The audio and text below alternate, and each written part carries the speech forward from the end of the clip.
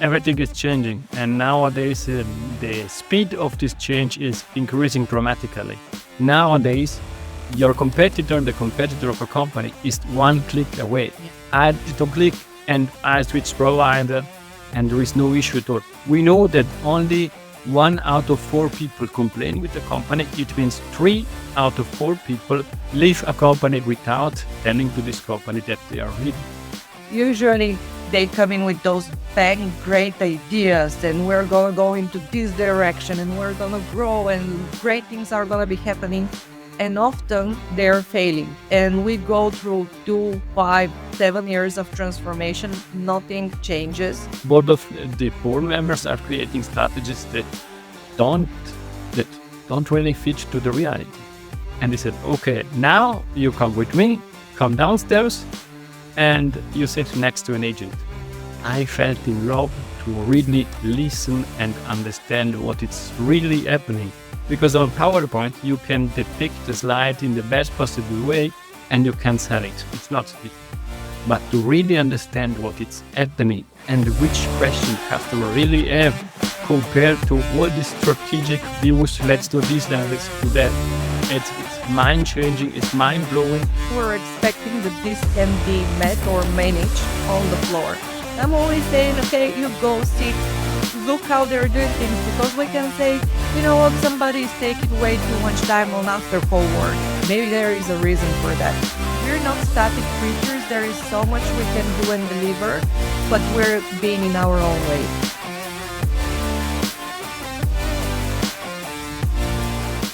Happy Tuesday, everyone, and welcome to WFM Unfiltered. I'm your host, Irina, and for the first time, I'm going to Switzerland because, believe it or not, I still have not been there, and I'm so jealous, but so happy that I'm having a fantastic guest who also has a fantastic podcast, and I cannot wait for him to tell you a little bit more about it, so let's jump straight into it. Hey, Greg, how are you doing?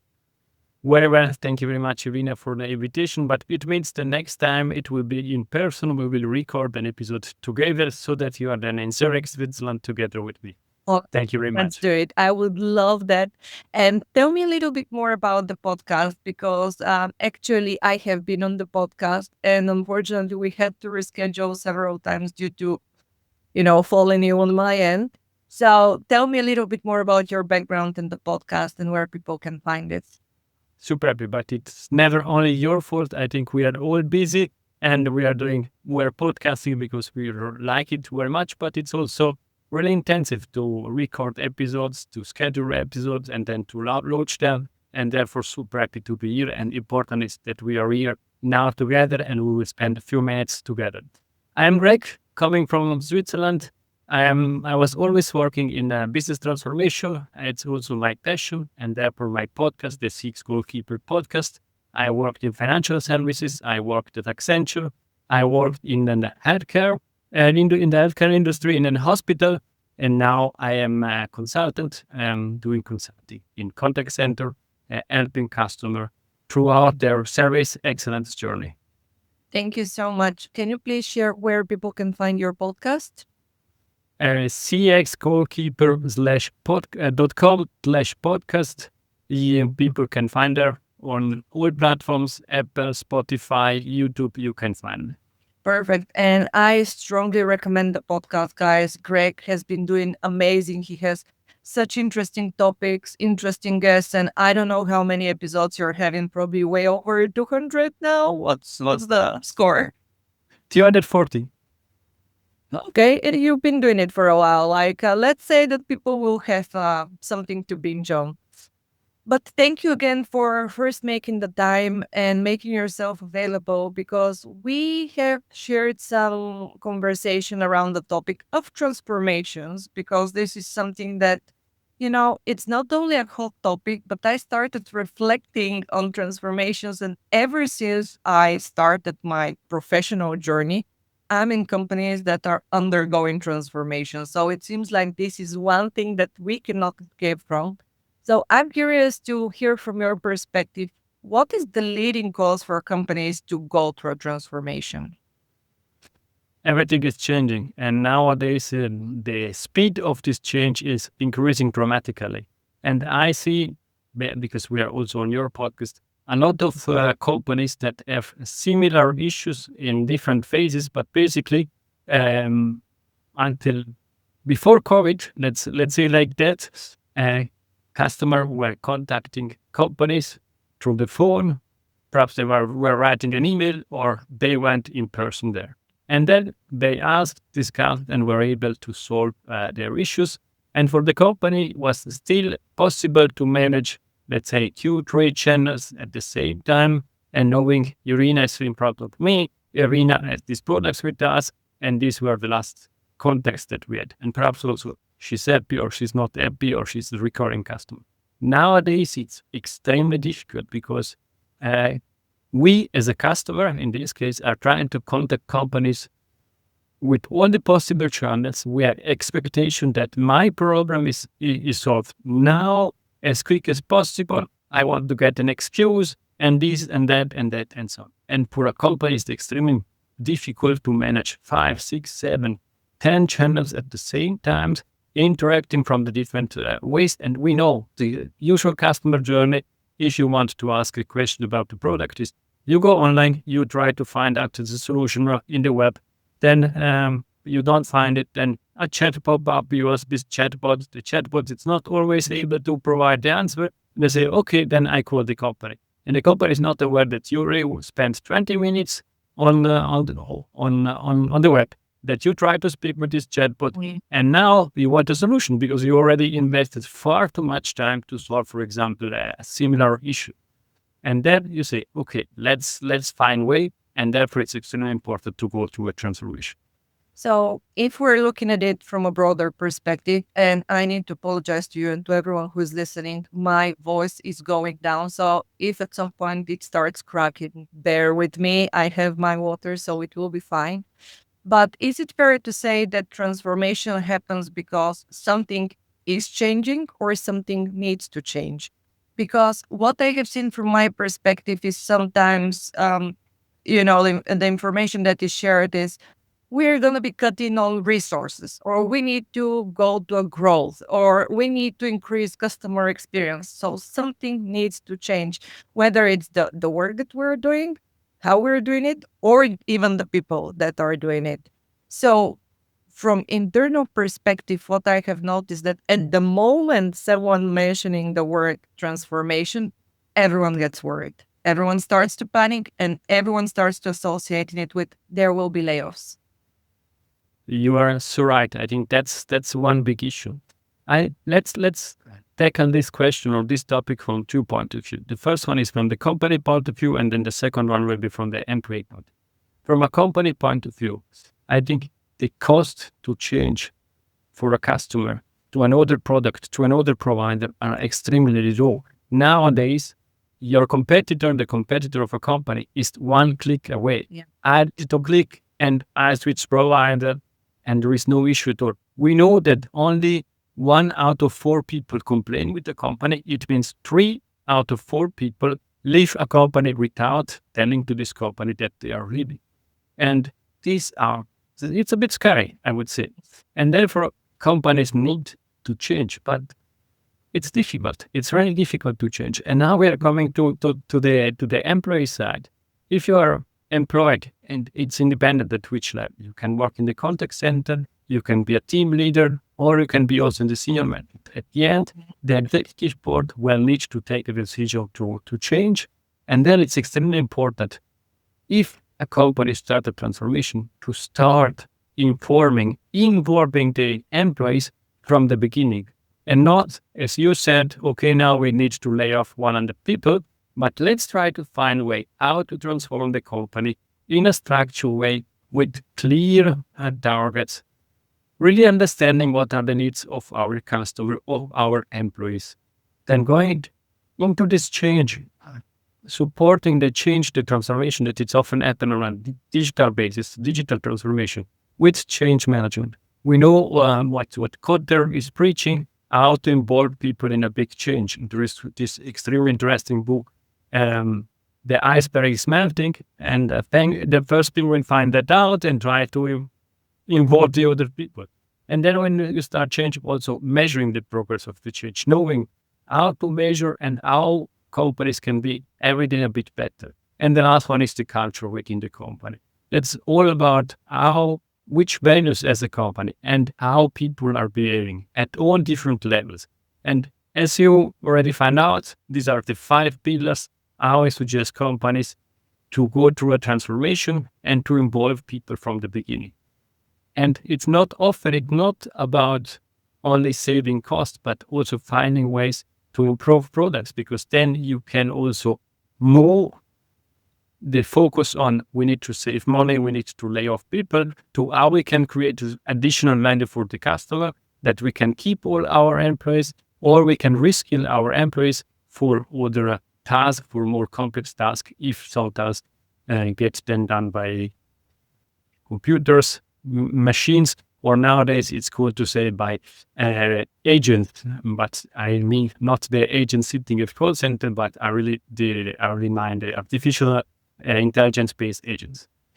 It's such a great topic, and I feel like we can go into million different directions, but I really want to dig into different examples that we have seen so we can put things into perspective, because I don't know about you, but what I have seen from companies at the moment when they communicate that there is going to be a transformation, usually they come in with those bang great ideas, and we're going to go into this direction, and we're going to grow, and great things are going to be happening.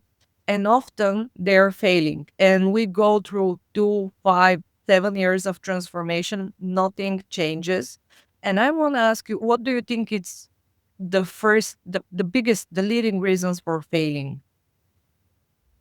That I don't want to start discussing about breaking silos. I think that's everybody's discussing about that. Let's skip that. We spoke and we discussed enough. I see the title of your podcast, WFM, and this is something that I think it's workforce management. Mm-hmm. Basically, I see that there is really a very big gap between what executive boards are thinking that it's happening in a company and what it's really at. And you have these different point of views, and therefore a lot of time, and we are paid also for that. Both of the board members are creating strategies that don't really fit to the reality. And for me, this is an example, and I'm super happy to share that. I had the opportunity to run and to work in a lot of different transformations and with different roles. It's not that I was born and I was the leader of a transformation. Yes, I got to this point, but I was a project member. I was then responsible for one work stream. Then I was responsible for bigger transformation. And then I really was able to work on really big transformation in different industries. And for me, I started as usual with my PowerPoints. Let's create this, let's do that, and let's work on that. And then I was working in the operations of a credit card company, and I started explaining I would do this and would do that. And then the head of the contact center came to me and said, Greg, how much time did you spend sitting next to an agent to really understand what is happening? And I said, until now, I was never there. And he said, okay, now you come with me, come downstairs, and you sit next to an agent. And I felt in love to really listen and understand what is really happening. Because on PowerPoint, you can depict the slide in the best possible way, and you can sell it. It's not the but to really understand what is happening and which question customer really have compared to all the strategic views, let's do this and let's do that. It's mind-changing, it's mind-blowing, and I'm so grateful to Dario. If you're listening, thank you very much, Dario, that you took me downstairs and you said, now I'm just here and you listen. And afterwards, I wanted to be there because I wanted to see what's happening. How our employees were struggling using 6, 7, 8, 9 different systems at the same time to service a customer. And for some use cases, customer received the information before the agent were able to see this information. And then I think that's the main issue. The big disconnection between who is taking the decision and who is really doing the work. I know, very, very long answers. Super sorry for me. No, because I'm so happy that you touched on that, because what we're always struggling with from WFM perspective is exactly what you mentioned. Somebody comes up with that great strategy that cannot be translated into reality, and it is that huge disconnect. So if I am following what you're saying, basically there is also communication breakdown.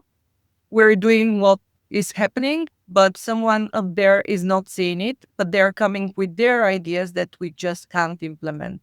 And I want to pause right here because this is getting me super excited for two directions. First of all, because we're both consultants and we're usually going fresh into organization without necessarily the knowledge how they're operating, ways of working, knowledge, and so on.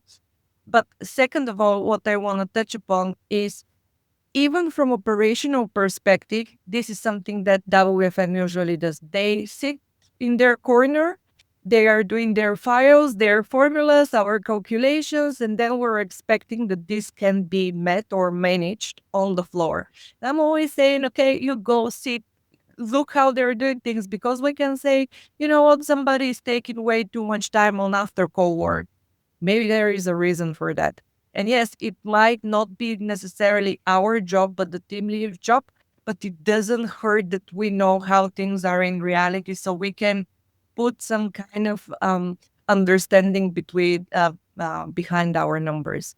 So I'm actually so grateful for you to bring that huge important topic, because it is still huge disconnect between different teams, between different stakeholders, and I don't know honestly how we can solve that. Is it a maturity issue? Is it like, who needs to actually create that kind of integration between the teams?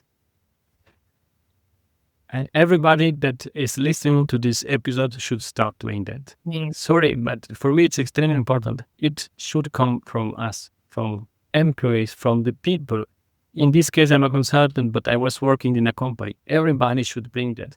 I was really enjoying when I was leading the transformation in the operation department, but it was not me taking this decision. We had agile working groups, agile group, with people exactly that were able to understand the numbers, because not everybody can understand numbers.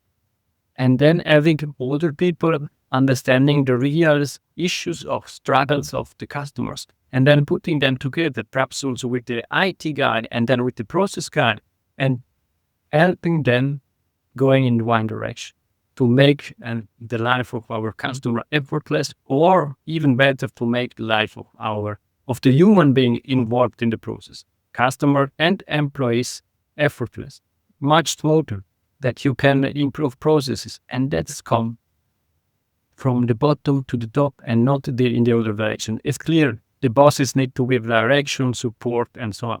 But basically, it's really not working in a contact center, in a service center, it's the people that lose that. And putting together the numbers that are really the important piece to calculate business case, finding how much value. And adding the stories from, for example, contact center agents that can explain all these issues happening so often. And by the way, 2 days ago, one customer called me, Mr. Jack, and he told us, he moved from one town to the other, and now I need to change his address, and it's so complex to change address, but we always know that address change is a big topic. Let's find a way how to make it effortless. And I think this collaboration, this working together, this willingness to change for the better, it starts with everybody involved in the company. And I think, as you, also myself, we have a passion for what we are doing. And therefore, I think we should be the first, you can name that, champions, supporters, I don't know how, that starts this transformation and say, let's really find the top 10 issues that we have and let's work together. WFM, a great example. There is always the discussion about opening hours. That's the usual. Shall we have opening hours 8 to 5, 8 to 6, 8 to 8, but then it costs more. Does it really bring value? And so on. Okay, but let's get the people at the table and let's try to find a solution. And then perhaps somebody with a good idea comes, and then we can discuss from that. And then you can start again having the numbers, the data, you calculate your business case, but you have the stories, you have also the needs of the customer. I don't know how you share that. I am in Zurich, but I cannot go to a branch in the post, because if I want to send a letter or something like that, because they are open from 9 to 4 o'clock or to 5 o'clock, and strange, but I'm working during this time. Yes, very unexpected. Exactly. Yes. You know what? I have a feeling that I made a mistake inviting you on that podcast, because you're such an interesting guest, and I'll have to have you for a week to speak with you. So we'll not end. But I want to pause again here, because you're right. We are often taking things as they are, and we're trying to work around them. So the point about the operational or opening hours, I'm always saying, okay, you see that there are no calls for the last 1 hour, but you're struggling in the morning. Maybe you can suggest that we close that 1 hour and use the people in the morning instead. But then you're meeting the response of, no, that's not my job, or it's always been this way, or this is how we operate. Bring it up. Go speak with someone, raise your idea. What would happen? The worst thing that can happen is somebody tell you, we're going to keep it as is. Period. But at least try to influence change. That's what I'm always saying. We're not static creatures. There is so much we can do and deliver, but we're being in our own way. So I want to start making things very uncomfortable here, because you know me. So I want to talk about transformation and the lead to redundancy, roles, and layoffs. So I want to ask for your opinion. Is that necessarily a bad thing? No. And I think half of the audience will leave now because I said no, and I should have said yes. But basically, I think now I'm speaking as an employee and as a consultant. We need to reskill ourselves continuously, thinking about now Gen AI, agentic AI, and so on. It's time that we reskill, because I'm not sure. I'm often a project manager in a project, and I'm quite sure there will be an agent that it's much better than me in reminding people to provide a status report, to updating the project plan, and all this stuff, because it's something that perhaps a machine can do. And therefore, it's extremely important that we upskill ourselves. Back to contact center WFM. Again, it was in some regions 5 years ago, in other regions 10 years ago. It was the big topic. Again, it was to write. And then again, it started this transformation, this change. Who is willing to write? Me. Oh, okay, good. Oh, by the way, you are so good at writing. Are you sure that you want to stay over the phone, or do you like more to write?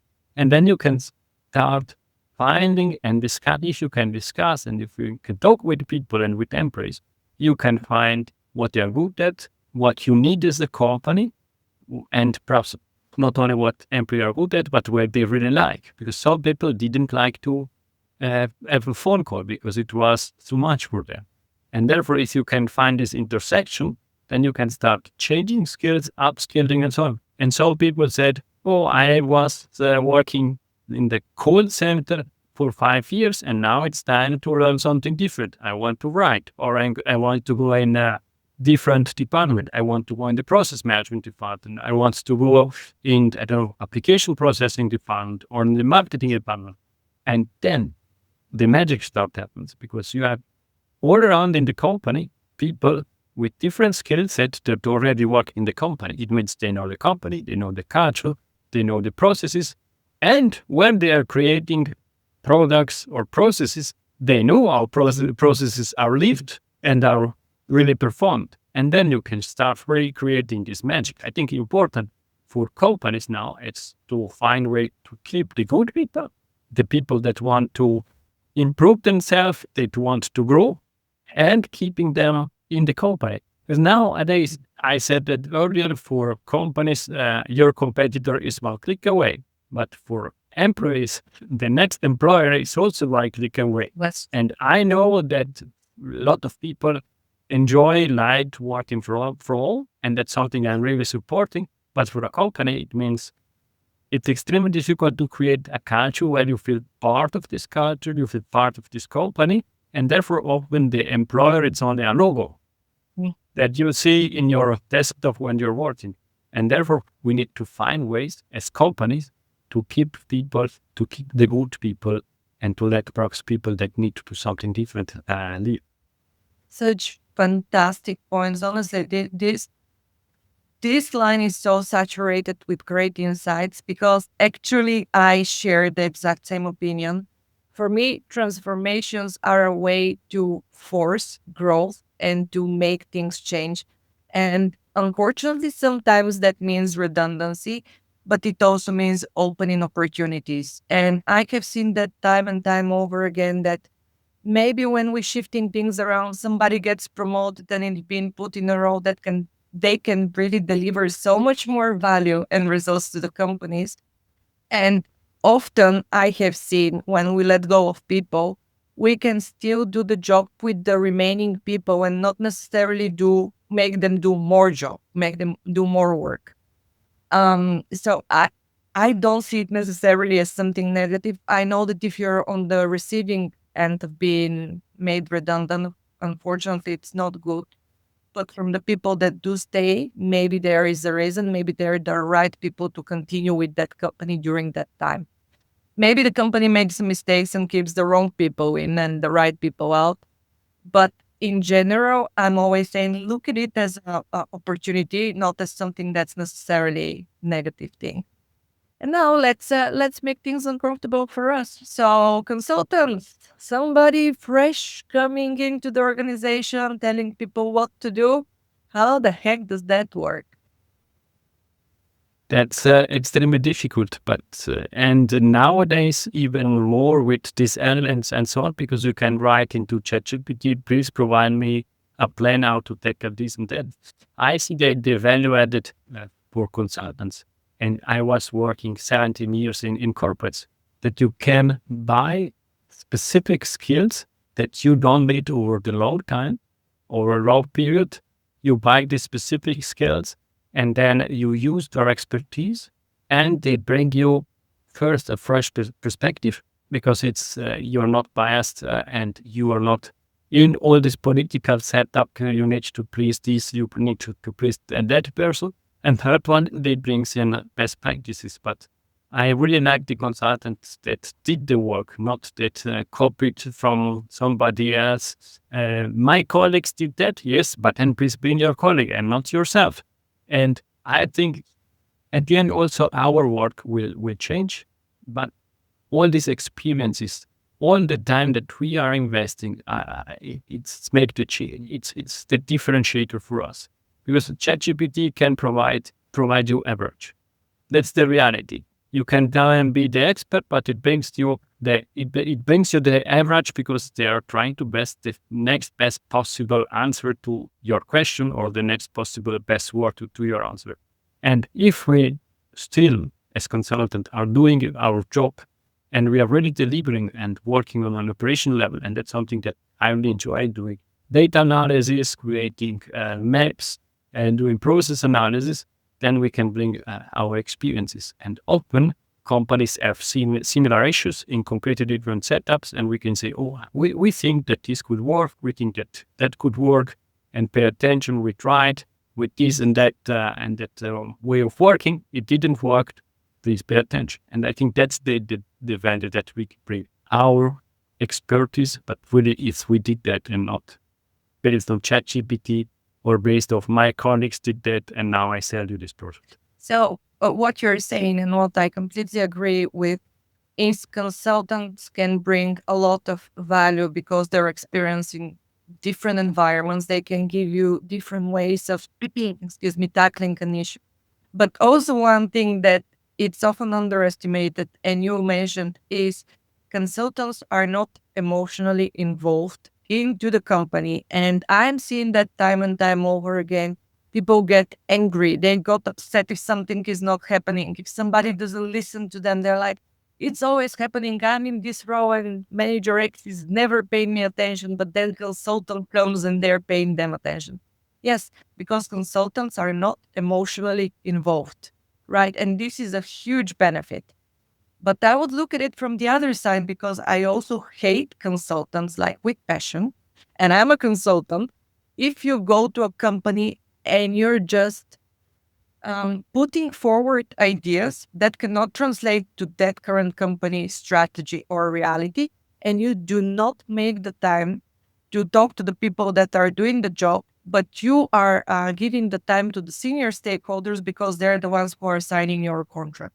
And I'm starting to shake from anger when I see such consultants because then you know that they're after the paycheck, not after the change and supporting their client. So have you seen that? As a lot of times on both sides. But I would like really to come back what I said earlier and perhaps sharing an example. I know it's not related to WFM, but I think people can understand that. When I started working for the hospital, a lot of people were skeptical. They were saying, "You're coming from the financial services. You are an external guy. You don't understand us," and so on. And basically, it was something like a new consultant coming in. Mhm. And for me, it's the second main pillar in a transformation is understanding human beings. And in this case was understanding employees. And therefore, I really spent, or let's play with words, I invested a lot of time to speaking with them, to trying to understand, to listen to them. And that's create also something like a bonding. I was in this hospital, it's a big hospital, and then one guy said, I test if you're committed or not. I think that was the real reason because why they invited me to an operation room.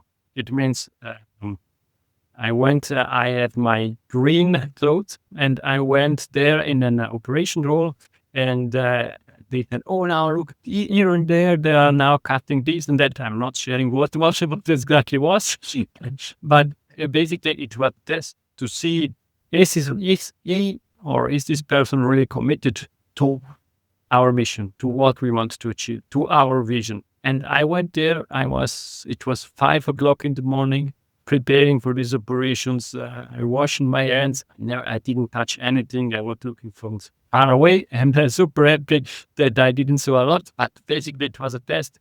If you want to change something, you need to be part of it. You cannot change something from the outside and saying, do this, that, and go, and let's go.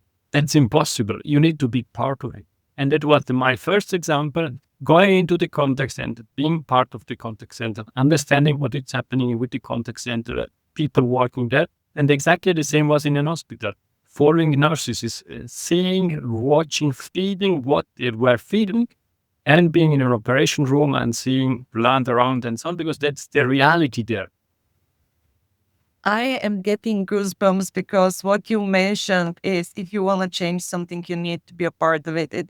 It's brilliant. And I'm going to use that for our headline for the episode because it is like that. Like if you don't understand something, if you can't